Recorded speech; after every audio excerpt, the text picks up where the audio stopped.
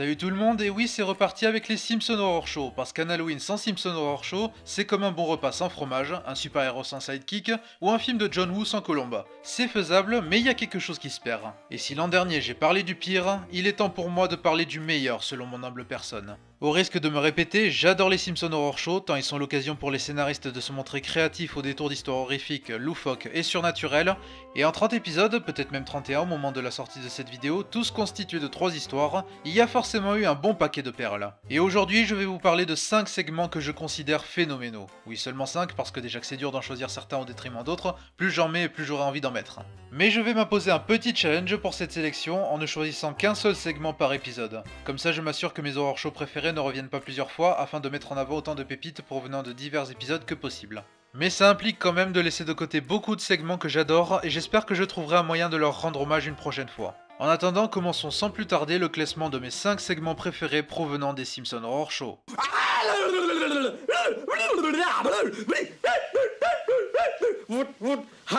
Le corbeau dans le premier Simpson Horror Show.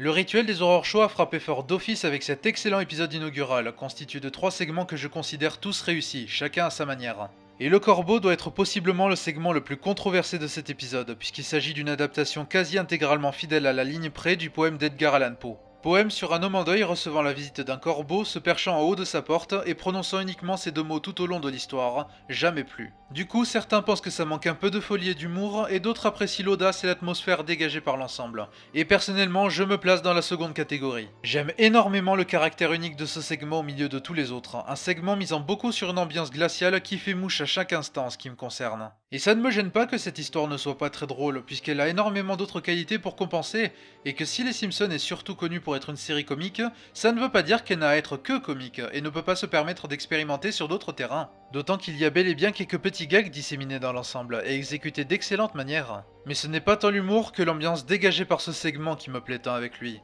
Me concernant, c'est absolument irréprochable de ce côté, sans aucun doute l'un des meilleurs segments en termes d'atmosphère. Trouvant des façons ingénieuses de représenter visuellement le poème et s'appuyant sur l'extraordinaire réalisation de David Silverman, avec une science du cadrage et de la composition redoutable, c'est une véritable tuerie visuelle. Mais c'est aussi une tuerie musicale provenant du fidèle compositeur de la série pendant 27 saisons, Alf Clausen. Fun fact, c'est avec cet épisode qu'il a inauguré sa carrière en tant que compositeur pour les Simpsons, et ouais, en termes d'inauguration, on pouvait pas espérer mieux. Bref, j'adore ce segment, et j'adore la façon dont ils ont repris ce poème déjà lugubre d'Allan Poe pour lui insuffler une ambiance parmi les plus envoûtantes que la série ait jamais faite.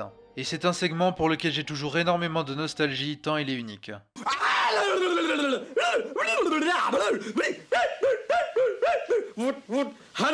Cauchemar sur Evergreen Terrace dans le Simpson Horror Show 6. J'aime beaucoup le film Les Griffes de la Nuit, ainsi que Freddy Krueger en lui-même, et ils sont des inspirations idéales pour un segment d'horror show, tant ils offrent des possibilités créatives, horrifiques et humoristiques pratiquement infinies.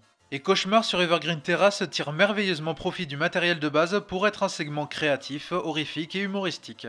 Les enfants de Springfield font tous des cauchemars invoquant Willy le jardinier, qui est franchement un choix parfait pour prendre le rôle de Freddy Krueger, et se rendent compte que ça a un impact sur eux en dehors du rêve. Marge révèle à Bart et Lisa que tout ceci est dû à un accident ayant causé la mort de Willy face à la nonchalance totale des parents présents, alors que celui-ci a juré de se venger sur leurs enfants dans leurs rêves, leur faisant réaliser qu'ils peuvent éventuellement mourir s'ils s'endorment. Hey, bienvenue dans mon club! Ce segment est facilement un des plus frissonnants jamais pondus par les horror shows. Le concept de Freddy Krueger se suffisait déjà à lui-même, et la version Simpson fait un sacré boulot pour en restituer les possibilités horrifiques, avec un Willy qui arrive à être vraiment terrifiant par moments. Tout comme le film, ce segment arrive à bien mettre en place cette crainte de s'endormir au risque de ne plus jamais se réveiller, alors que dormir est quand même quelque chose d'impossible à ne pas faire. Et même s'il faut faire avec une limite de 7 minutes environ, il y a quelques façons très créatives de lui faire s'en prendre aux enfants dans leurs rêves. Mais non seulement ce segment est génialement flippant, il est aussi vraiment hilarant par moments, et dispose de plus d'une réplique ou situation comique mémorable. Ah, c'était juste un rêve. Bart, c'est toi? Ouais. Sors la poubelle. Ce segment est définitivement un classique de la série, tant il mélange l'humour et l'horreur avec une grande efficacité. Et c'est une parodie qui respire l'amour pour sa source d'inspiration, et a compris ce qui faisait déjà sa réussite. Personne n'est visé.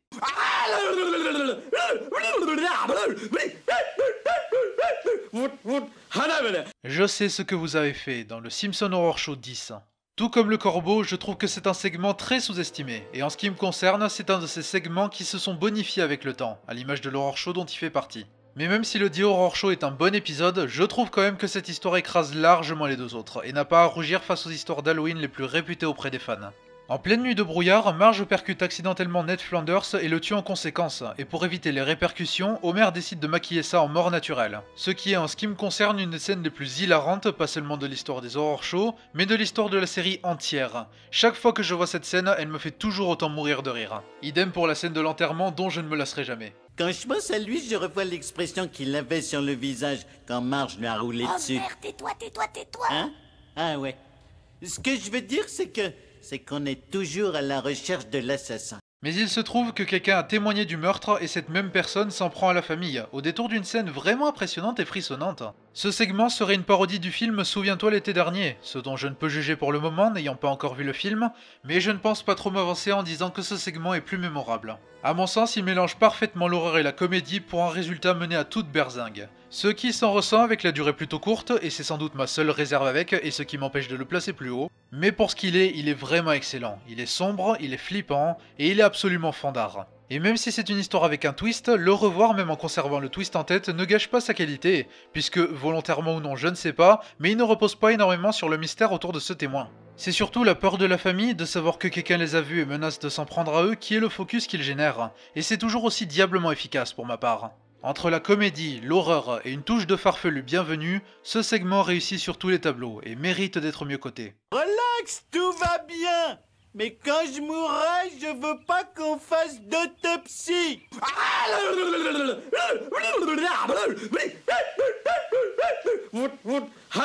Bart Simpson's Dracula dans le Simpson Horror Show 4.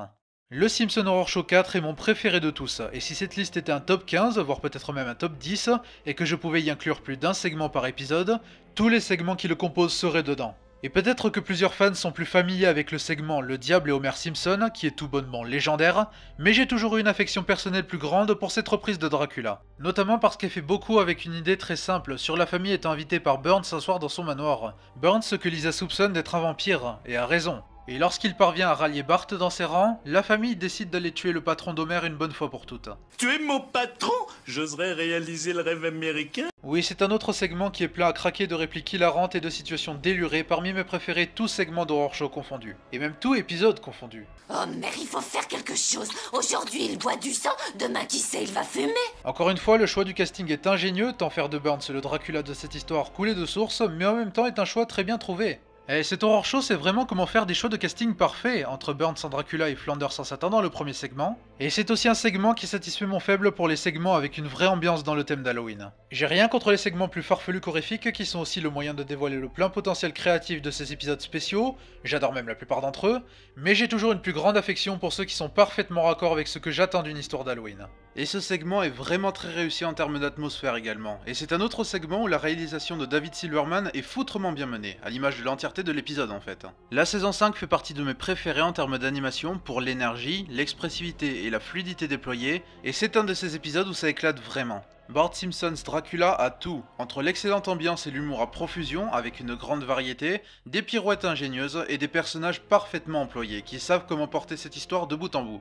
Une chose est sûre, les Horror Shows étaient aussi bien l'occasion de pondre des histoires uniques que des variations d'idées simples qui sont vraiment mémorables car excellemment exécutées. Cette histoire en est la preuve. Vite, il faut qu'on tue le petit! Comment vous savez que c'est un vampire? C'est un vampire? Ah! Et malgré tout ça, il y a encore un segment qui le surpasse, et soyons honnêtes, si vous êtes fan des Simpsons, vous savez déjà lequel c'est.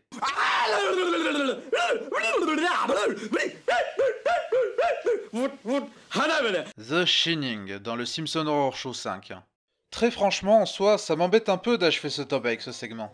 Attention, quand je dis que je le considère comme le meilleur segment tout Horror Show confondu, je le pense, tant ce segment est une totale réussite sur tous les plans. Mais c'est juste un choix trop évident pour la première place. Cette histoire doit bien être au moins dans le top 5 des meilleures histoires d'Halloween des Simpsons de pratiquement tous les fans de la série, et c'est certainement une des plus citées quand on pense au moment culte de cette franchise. Et ça m'embête d'autant plus que tout mon top n'aura été constitué que de parodies, ou de reprises d'histoires d'un autre auteur dans le cas du Corbeau, et j'aurais bien aimé mettre en valeur au moins un segment plus original. Mais non, je ne peux pas lutter face à ce segment qui triomphe dans absolument tout ce qu'il entreprend. Une parodie de Shining est certainement aussi mémorable que le film de Kubrick et le livre de Stephen King, dans lequel Homer endosse le rôle de Jack Torrance et menace de tuer sa famille après avoir viré dans la folie, parce que la demeure de Burns, dont ils ont à charge temporaire, n'a ni télé ni bière. Mais t'as vu que si ça se passait aujourd'hui, ce serait certainement pas d'internet et pas de bière par ailleurs. Toujours est-il que la folie d'Homer dans ce segment est absolument légendaire, et se manifeste auprès de Marge au détour d'une scène que vous avez déjà vue plusieurs fois vu qu'elle me servait de transition. Une scène qui résume en tout cas la totale réussite de ce segment tant en termes de comédie qu'en termes d'ambiance flippante.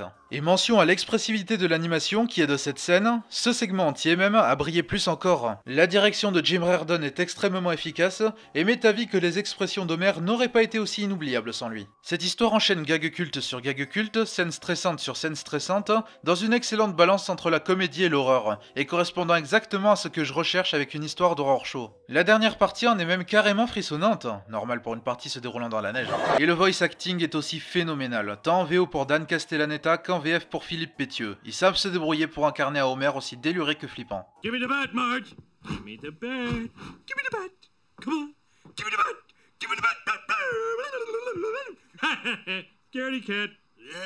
Donne-moi la batte, Marge. Donne-moi la batte. Donne-moi la batte. Allez, donne la batte. Donne la batte. Pour le mouiller. Et enfin, globalement, c'est une autre parodie qui transpire l'amour pour la source d'origine. Reprenant ces instants iconiques et les détournant de façon savoureuse, au lieu de se contenter de reprendre l'œuvre paresseusement. Et encore une fois, personne n'est visé. Bref, The Shining, c'est la quintessence des Simpsons Horror Show, et sans doute une façon parfaite de résumer ce que ces épisodes peuvent être quand ils atteignent leur plein potentiel, et ce qui les rend si bons en général. Tout simplement 7 minutes parmi les plus cultes de l'histoire de la série tout entière. Change de chaîne. Peux pas, suis-je les envie de tuer, revenir. Et ce sera tout pour aujourd'hui, mais encore une fois j'ai dû passer sous silence beaucoup de segments que j'adore, alors il y a de fortes chances que ce ne soit pas la dernière fois que je parle des Simpsons Horror Show sur cette chaîne. Comme toujours, merci à vous d'avoir regardé cette vidéo, j'espère qu'elle vous aura plu, n'hésitez pas à me parler de vos histoires d'Halloween des Simpsons préférées dans les commentaires, et on se retrouve lors de la prochaine chronique, ciao.